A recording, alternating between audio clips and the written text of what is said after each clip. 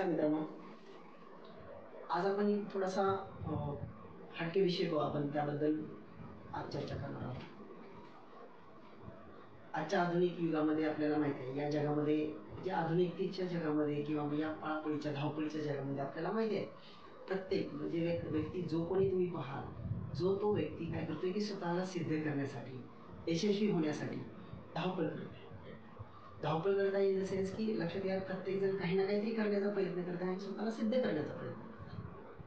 आणि ते सिद्ध करण्यासाठी या जगामध्ये, या स्पर्धेच्या युगामध्ये, स्पर्धेच्या जगामध्ये जर त्याला टिकायचं असेल, जर त्याला आपलं म्हणजे काय म्हणतो आपण की एक ध्येय साध्य करायचं असेल, तर त्या ध्येय साध्य करण्यासाठी त्याला शैक्षणिक जीवनामध्ये 2 महत्त्वाचे टप्पे पार करणं खूप गरजेचं असतं. आणि ते 2 महत्त्वाचे टप्पे म्हणजे कोणते आहेत? तर पहिला म्हणजे 10वी आणि दुसरा म्हणजे 12वी. आता 10वी आणि 12वी हे दोन्ही टप्पे खूप महत्त्वाचे का मानले गेलेले आहेत? कारण आपल्याला माहिती आहे, लक्षात घ्या, जर मी तुम्हाला सांगेल की हे जे पुस्तक आहे, शिवखेरा सरांचं पुस्तक आहे, जगा कसं सन्मानाने. आता साधी गोष्ट आहे, लक्षात घ्या, जगा पण सन्मानानं म्हणजे काय?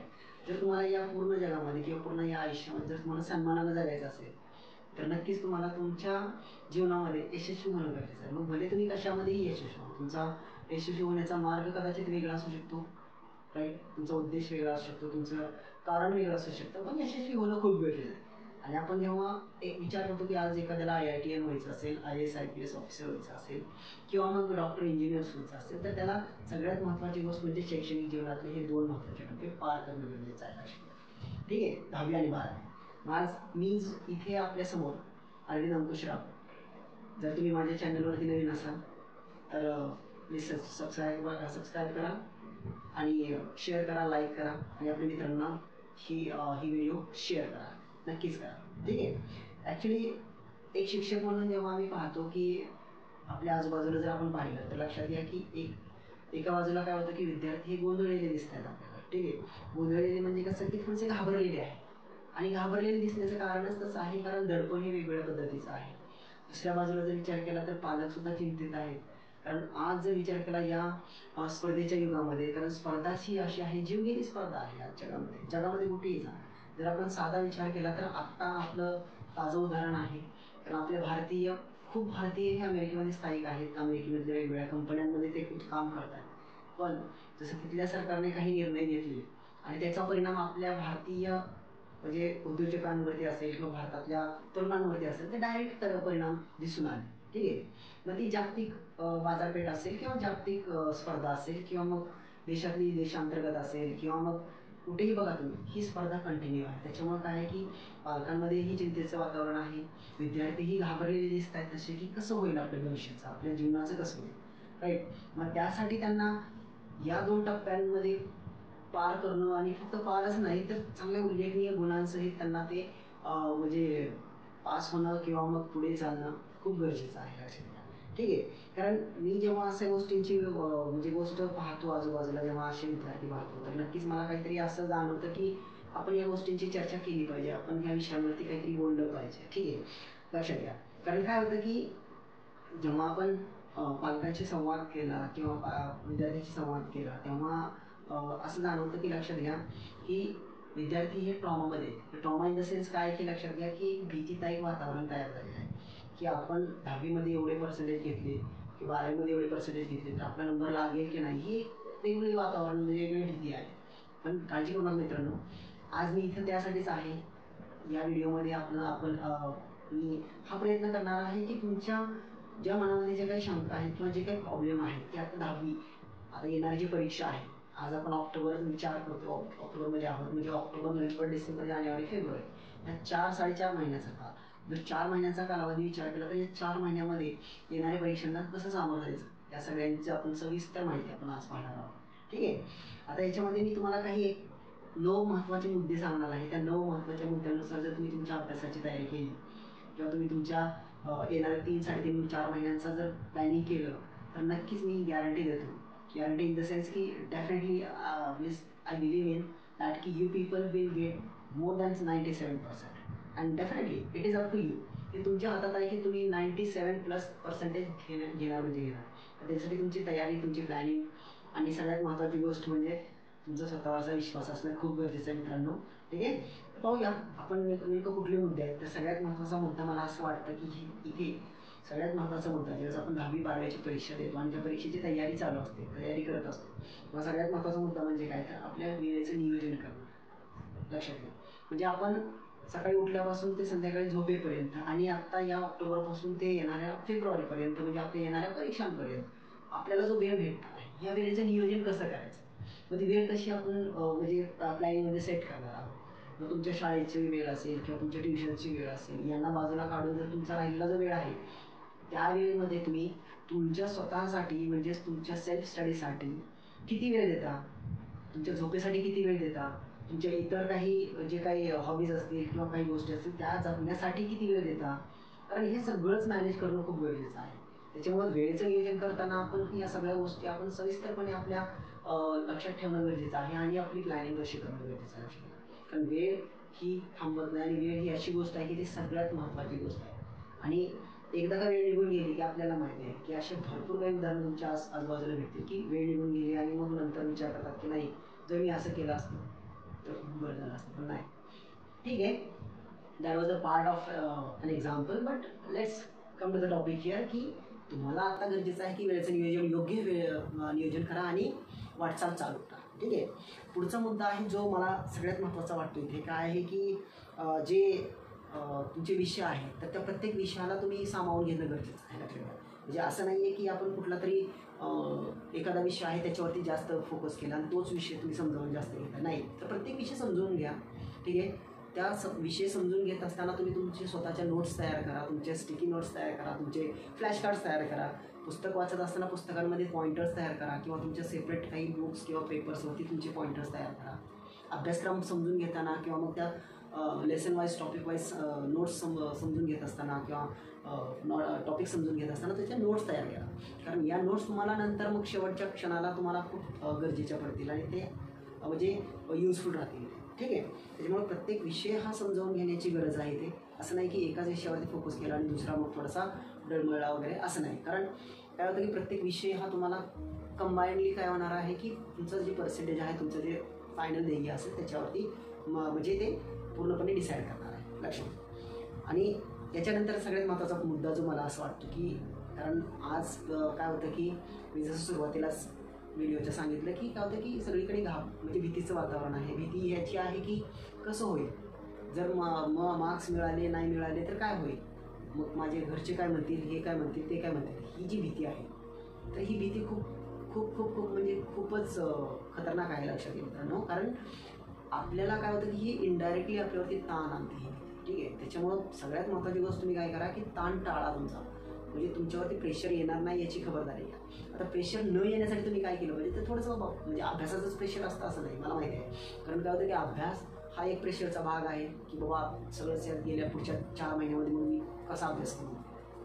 नक्कीच तुमच्यावर प्रेशर येण्याची म्हणजे स्थिती असते, पण प्रेशर घेण्याची गरज नाही आहे. कारण तेवढा तणाव घ्यायची गरज नाही आहे. तर तुम्ही योग्य नियोजन केलं तर नक्कीच तुम्ही त्यामध्ये यशस्वी व्हाल. ताण घ्यायची गरज नाही आहे. हां, घरच्यांचा काही ताण असतो किंवा ताण इन द सेन्स की बाबा घरचे आपल्याला कंटिन्यू म्हणत असतात की अभ्यास कर अभ्यास कर.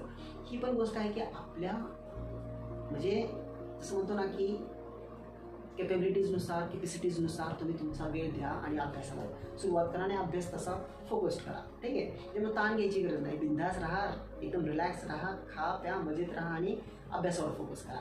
ताण घ्यायची गरज नाही मित्रांनो. ठीक आहे, म्हणजे याच्यामध्ये काय होतं आपण म्हणतो ना की just smart work is better than donkey work. Right, आता इथं डॉंकी वर्क करायची गरज नाही की रात्रंदिवस कामाला लागला अभ्यासाला लागला आणि नुसतं रात्री मग काय होतं की पहाटे 4 वाजता उठला आणि मग शाळेत जाईपर्यंत अभ्यास केला किंवा मग संध्याकाळी 4 वाजता अभ्यास करा, अभ्यासाला बसला 10 वाजेपर्यंत अभ्यास केला, असंही करण्याची गरज नाही. लक्षात घ्या, काय होतं की तुम्ही तुमचा एक म्हणलं ना की वेळेचं नियोजन करा, टाइम टेबल सेट करा. त्या टाइम टेबलमध्ये तुम्ही योग्य वेळ द्या, प्रत्येक विषयानुसार वेळ द्या, विषयानुसार वेळ द्या, विषय समजावून घ्या, विषयाला वेळ द्या आणि तसा अभ्यास करा. ठीक आहे, इथे काही म्हणजे स्मार्ट वर्क करण्याची गरज आहे, इथे डॉंकी वर्क करण्याची गरज नाही आहे. ठीक आहे, त्याच्यामुळे ताण पण येणार नाही आहे तुम्हाला, तुम्ही तुमच्या अभ्यासाचं नियोजनही करा. ठीक आहे, पुढे काय की योग्य आहार असणं गरजेचं आहे. कारण सगळ्यात महत्त्वाची गोष्ट काय आहे की ताण टाळण्यासाठी अजून एक महत्त्वाची गोष्ट काय, योग्य झोप घेणंही तेवढंच गरजेचं आहे. ठीक आहे, का? कारण तुमची जर झोप योग्य पद्धतीने झाली, म्हणजे तुम्ही जर 10 वाजता म्हणजे 4 वाजता उठत असाल पहाटे, तर तुम्ही 10ला झोपायला गेलं पाहिजे. ठीक आहे का? तर तुमची कमीत कमी 6-7 तासाची झोप होणंही गरजेचं आहे, कारण ते तुमच्या हेल्थशी निगडीत आहे. पुन्हा तुमच्या नंतर पुढे की काय की मानसिक तणावाशी निगडीत आहे, कारण मानसिकतेशी निगडीत आहे. तुमचा ब्रेन जर ॲक्टिव्ह असेल, स्ट्रॉंग असेल, तर नक्कीच तुम्ही म्हणजे कुठलाही अभ्यास सहजपणे करू शकता. ठीक आहे, त्यामुळे झोपही तेवढीच गरजेचं आहे. आणि तुमच्या ब्रेनला फ्रेश करायचं असेल तर त्यासाठी झोप तेवढी गरजेची आहे, आवश्यक आहे. ठीक आहे, त्यामुळे झोप गरजेची आहे. त्यासोबत आहार गरजेचा आहे. कारण मी असे काही विद्यार्थी पाहिलेले आहेत मित्रांनो, की जे काय करतात की परीक्षेच्या पिरियडमध्ये किंवा मग परीक्षेच्या अगोदरच्या काही 2-3 महिन्याच्या कालावधीमध्ये जेवणाकडे दुर्लक्ष करतात, रात्रीचं जेवण टाळतात, आता ती झोप लागते, आळस येतोय, पण जेवणच करत नाही. तर असं करू नका.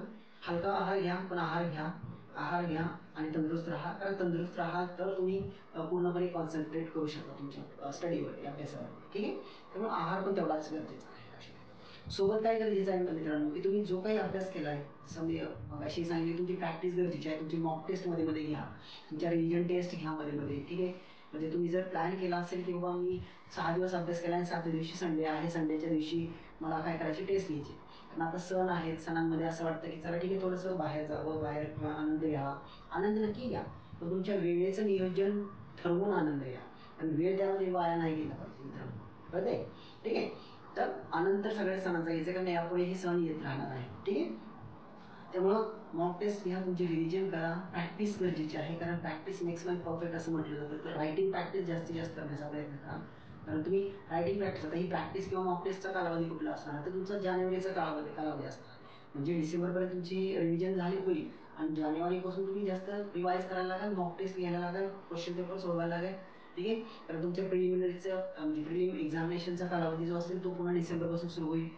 स्कूल कॉलेजेसमध्ये घेतले जातील.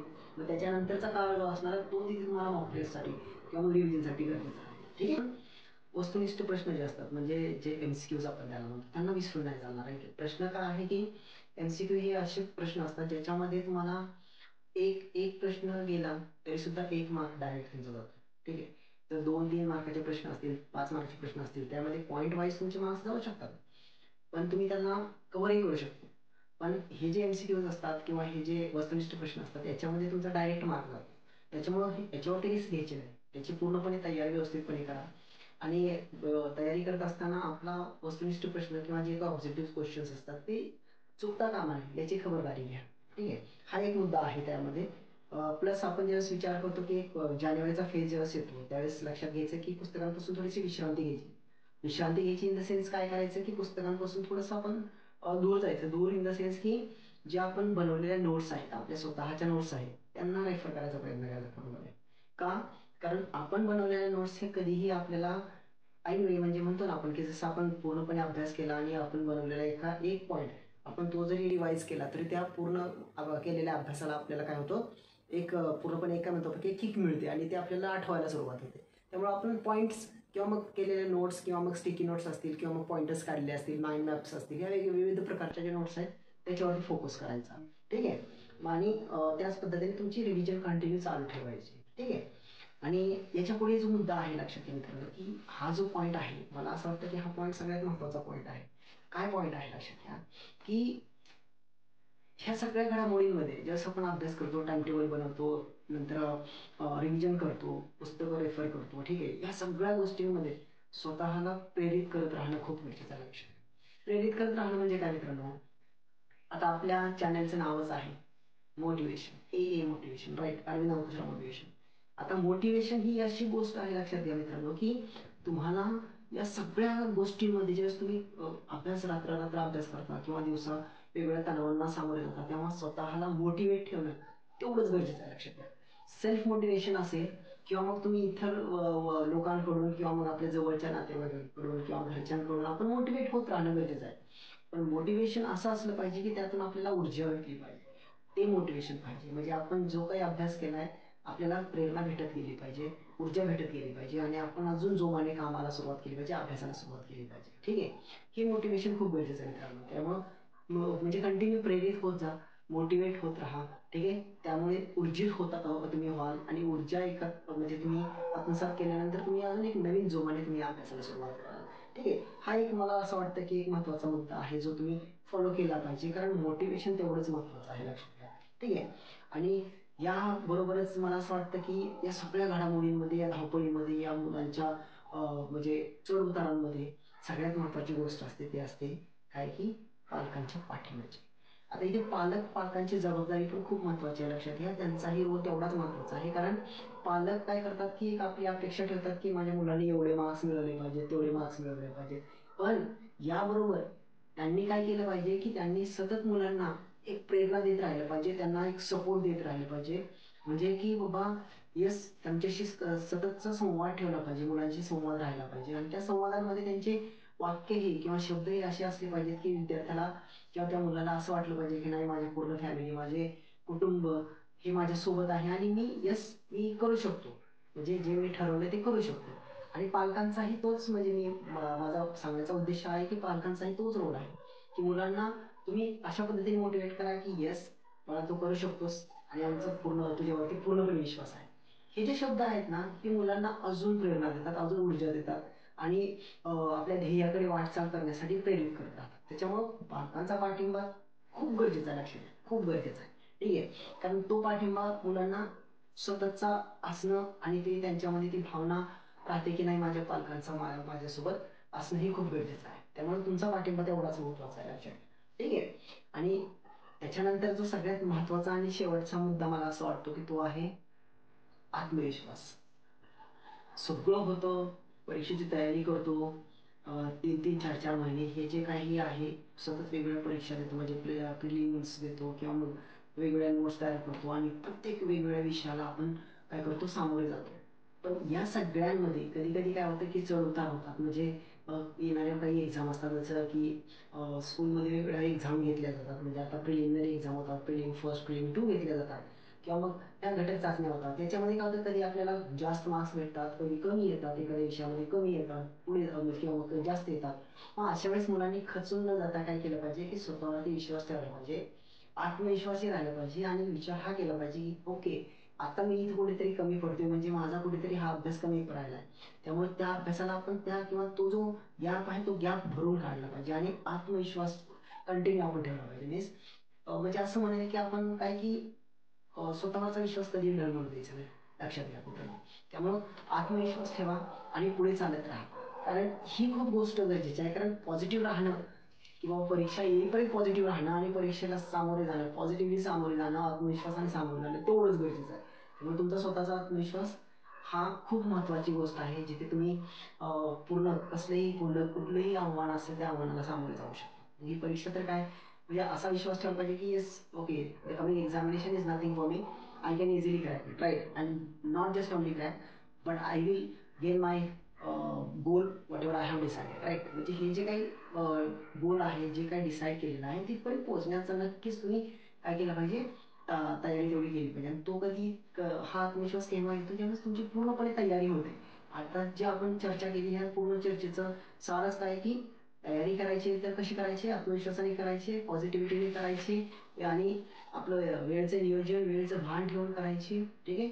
स्वतःला मोटिवेट करत राहायचं आणि अभ्यास करत राहायचं, ह्या सगळ्या गोष्टींचं इथे लक्षात घ्यायचं. त्यामुळं आपण जस्ट 10वी 12वी ह्या दोन टप्प्यांना जस्ट जेवढं महत्त्व देतो ते महत्त्व आहेच. का आहे, कारण या दोन वर्गांमध्ये, या दोन टप्प्यांवरती जेवढं उल्लेखनीय कामगिरी तुम्ही कराल, जेवढे चांगले मार्क्स तुम्ही मिळवाल, ते मार्क्स तुमच्या भविष्याला एक टर्निंग पॉईंट देतात, लक्षात घ्या. कारण हा एक टर्निंग फेज असतो. कारण आजकालच्या ह्या स्पर्धेच्या युगामध्ये, स्पर्धेच्या जगामध्ये तुम्हाला काय होते की इथूनच स्पर्धा सुरू होते. कारण आता साधी गोष्ट जर विचार केली तर मेडिकलची नीट एक्झामिनेशन असेल किंवा मग IITची, इंजिनिअरिंगची जी काही GE एक्झामिनेशन आहे, या एक्झामिनेशन्स असतील किंवा मग UPSC सारखे एक्झामिनेशन्स असतील, इथे कॉम्पिटिशन लाखोच्या संख्येने आहे.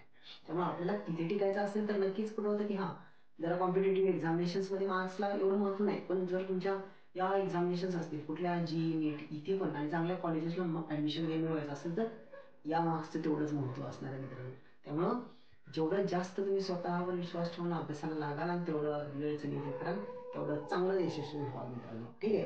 पण या सगळ्या घडामोडींमध्ये मित्रांनो स्वतःच्या आवडीला जपा, राईट. स्वतःच्या आवडी विसरू नका, राईट. स्वतःच्या ध्येयावर ठाम राहा आणि पुढे जात राहा. ठीक आहे. याबरोबरच मी तुम्हा सर्वांना शुभेच्छा देतो आणि येणाऱ्या परीक्षेमध्ये चांगलं भरभरून यश मिळवा, राईट.